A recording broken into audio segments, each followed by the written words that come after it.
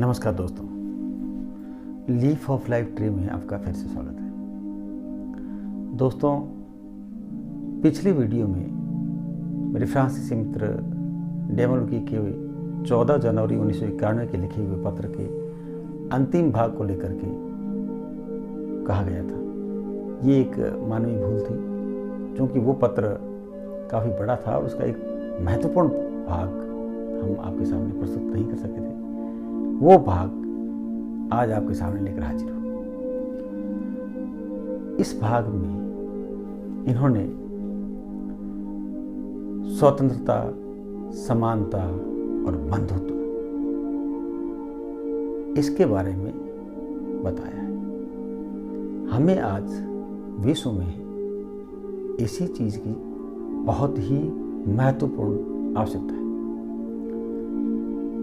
आप देखिए, चारों तरफ विश्व में जिस तरह से माहौल है, जो चीज़ें चल रही हैं, उनमें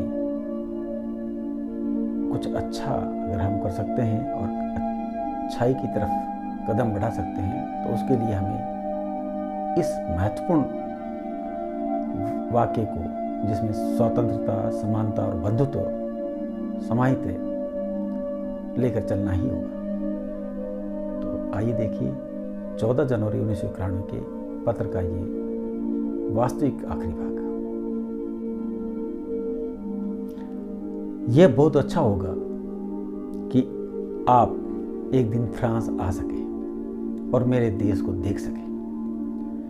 यह आपसे बहुत अलग है। फ्रांसीसी विचारधारा लिबर्टे, एगलेट, फ्रेटर्निटी है, जिसका अर्थ है स्वतंत्रता, समानता, बंधुत्व। स्वतंत्रता, क्योंकि हमारे देश में हम स्वतंत्र रह सकते हैं, हम जो चाहते हैं वो कर सकते हैं, सिवाय इसके कि इससे किसी को नुकसान ना हो। समानता, क्योंकि हम सब समाज, न्याय और कानून के सामने बराबर हैं। बंधुत्व, क्योंकि हम सब आपस में भाई हैं।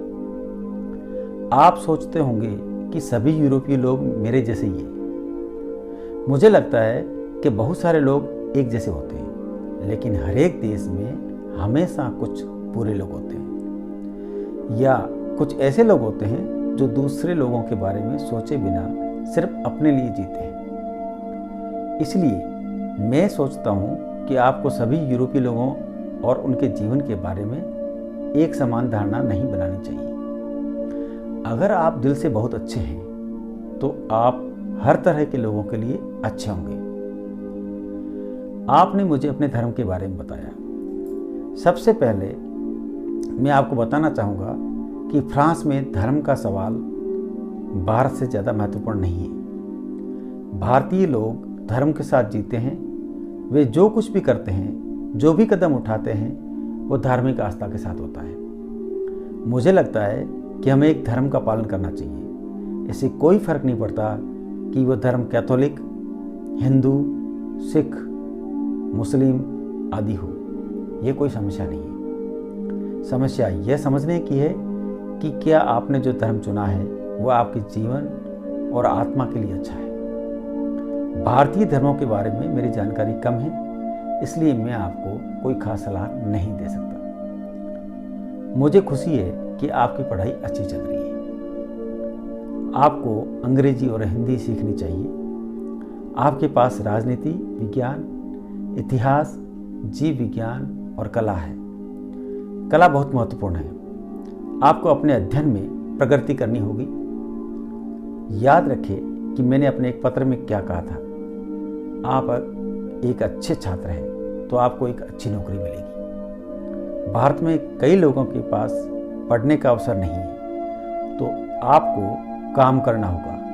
यदि आप अपना अध्ययन पूरा करना चाहते हैं, तो आप मेरे द्वारा भेजे गए पैसे से कुछ किताबें खरीद सकते हैं। अच्छी संस्कृति के लिए अच्छी किताबें पढ़ना बहुत आवश्यक है। आपने मुझे कभी नहीं बताया कि आप नौकरी के लिए क्या कर रहे हो, लेकिन अगर आपने नौकरी चुनी है तो आपको इसके बारे में जानने की कोशिश करनी चाहिए। यदि हाँ, आप सचिव के पद पर नौकरी कर सकते हो तो अच्छा होगा, क्यों नहीं सचिव बनना सीखें। यदि आप कोई अन्य नौकरी करना चाहते हैं तो उस तरह से सीखें, सिवाय इसके कि इस नौकरी के लिए बहुत अधिक तहजीब की आवश्यकता न हो। लेकिन यदि आपको ऐसी संभावना है कि आप एक ऐसी नौकरी पा सकते हो जिसकी तनख्वाह अच्छी हो और काम कठिन न हो, तो इस प्रकार की कोशिश करें। एक दिन आप मुझे बताओगे कि आपको ऐसी नौकरी मिल गई है। मुझे लगता है कि आपके लिए खुशी होगी, क्योंकि मैं जानता हूँ कि भारत में बहुत से लोगों के पास नौकरी नहीं है या कठिन काम के साथ में कम भुगतान वाली स्थिति है। मैं अक्सर रिक्शा वालों के बारे में सोचता हूँ। उनके जीवन में उनका कोई भविष्य नहीं है और वे अक्सर युवा अवस्था में ही मृत्यु को प्राप्त होते हैं, क्योंकि वे बहुत अधिक मेहनत करते हैं। तो मुझे निराश मत करना, ओके दोस्तों। पत्र के इस भाग में 3 चीज़ें आपके सामने आई। पहली चीज़ कि हमें स्वतंत्रता, समानता और बंधुत्व के सिद्धांत पर चलना चाहिए। दूसरी चीज़